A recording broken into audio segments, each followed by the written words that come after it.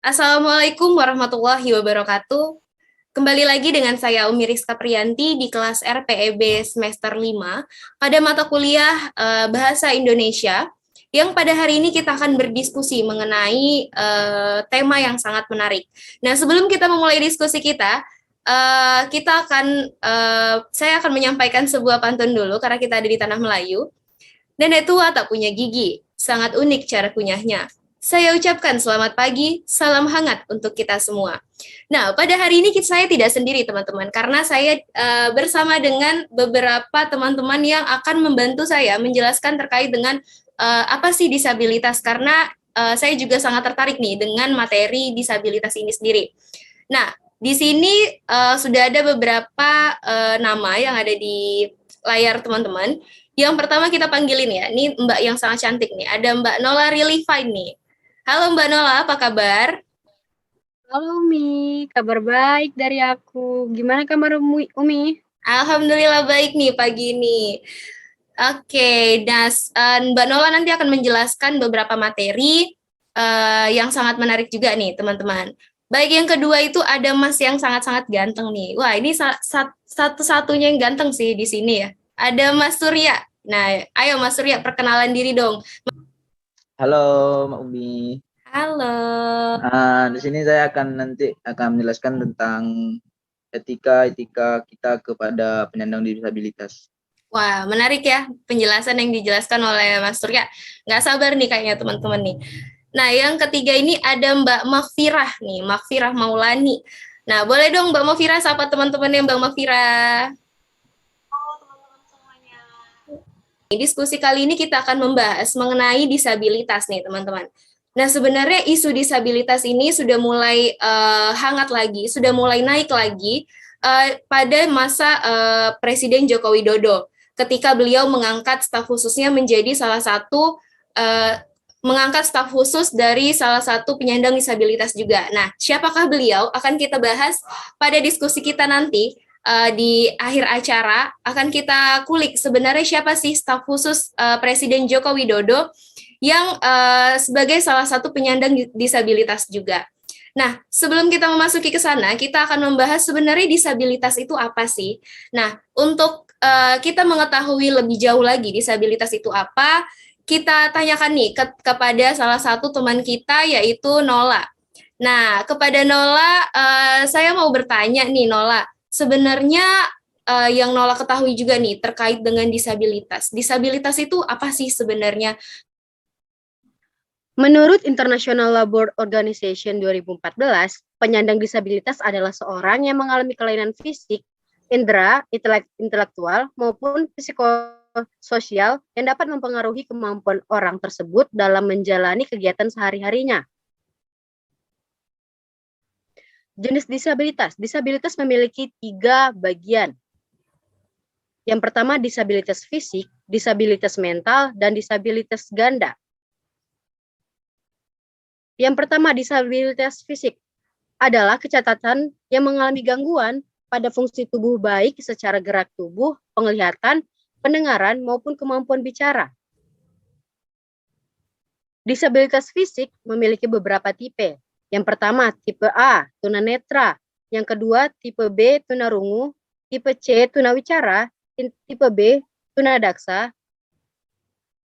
Baik, Umi.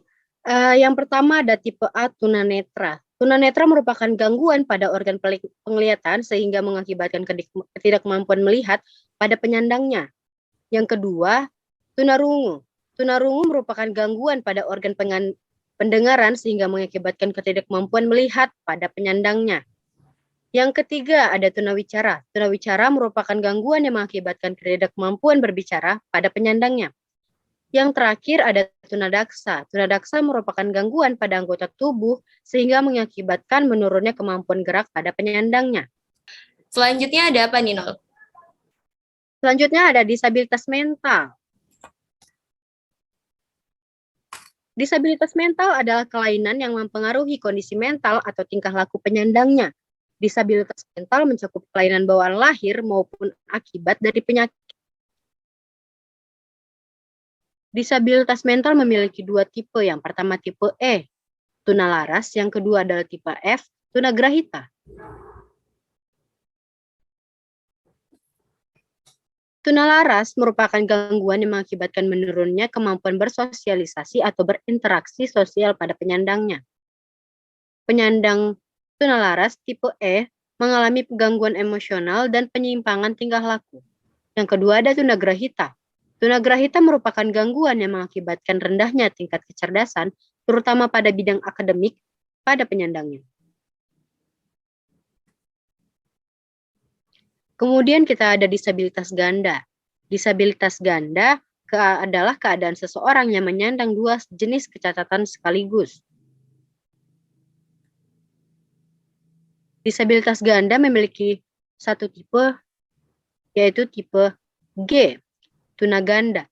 Tunaganda adalah keadaan di mana penyandangnya mengalami dua jenis gangguan sekaligus. Baik, terima kasih nih untuk Mbak Nola. Sekarang kita sudah sampai di fakta menarik nih tentang disabilitas yang akan dijelaskan oleh teman kita, yaitu Mbak Mafira. Di sini ada Mbak Mafira. Nah, jadi di sini tuh saya akan menjelaskan apa aja sih fakta-fakta yang terdapat di penyandang disabilitas. Mungkin teman-teman di sini banyak yang belum tahu ya. Nah, di sini yang pertama ada penyandang disabilitas tuli itu lebih menyukai sebutan tuli ketimbang rungu. Karena menurut mereka kata tuli itu lebih menunjukkan identitas mereka yang memiliki cara komunikasi berbeda. Bukan semata-mata tidak bisa mendengar atau bicara saja.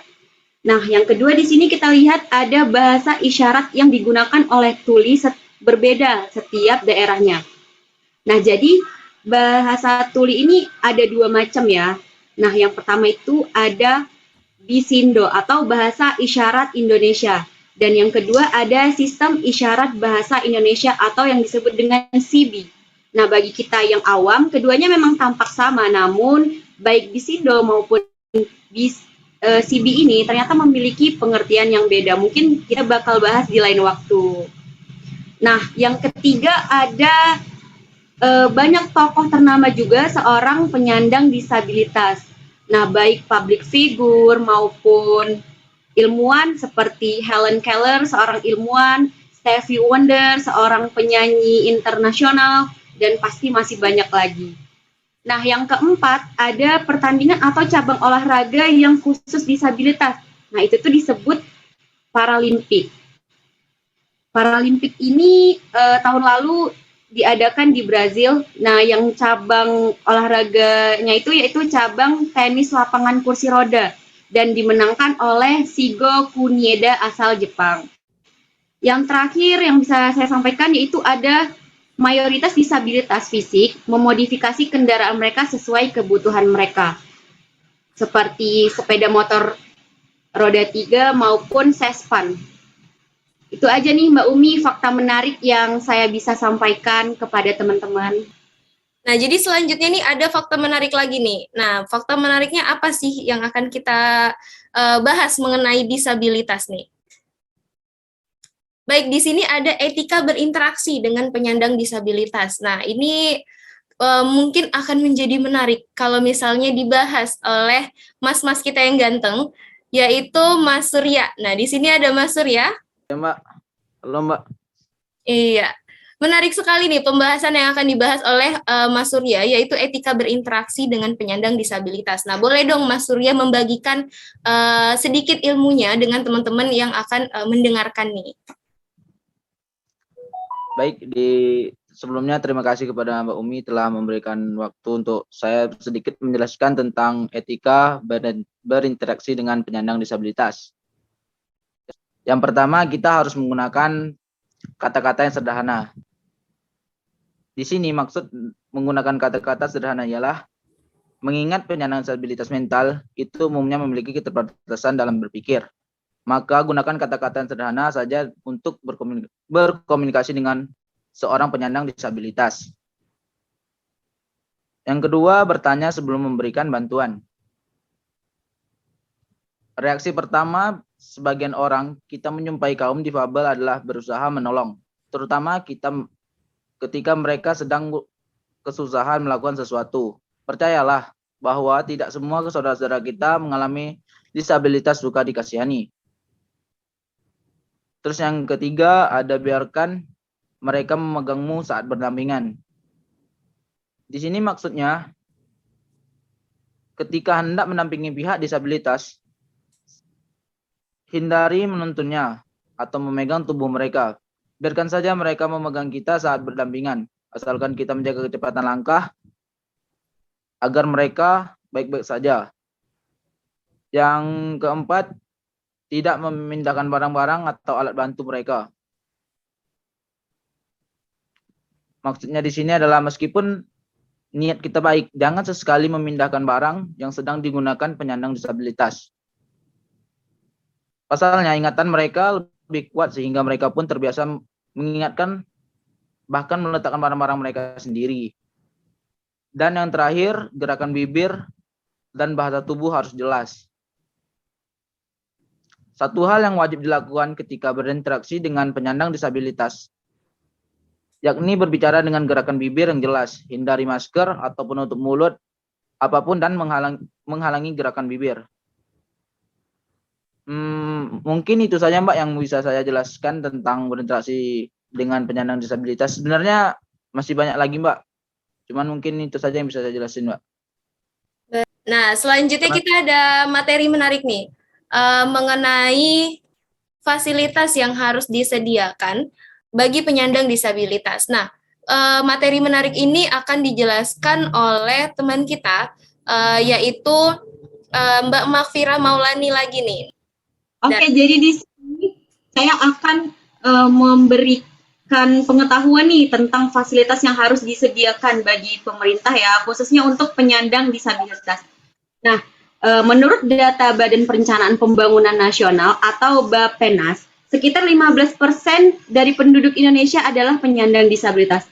Oleh karena itu, pemerintah tuh mendorong kota-kota di seluruh Indonesia untuk memperbaiki fasilitas umumnya agar dapat digunakan juga oleh para disabilitas ini. Nah, beberapa sarana yang perlu dan harus disediakan oleh pemerintah, khususnya sarana umum ya. Yang pertama ada lift. Nah, lift di sini yang khusus untuk penyandang disabilitas. Jadi kalau bisa pengguna yang tidak disabilitas jangan naik ya, agar memudahkan penyandang disabilitas yang lain. Nah, yang kedua ada toilet umum. Nah, toilet umum ini didesain untuk memudahkan para penyandang disabilitas dalam menggunakannya. Dapat kita lihat di gambar ya, contohnya seperti apa untuk toilet penyandang disabilitas.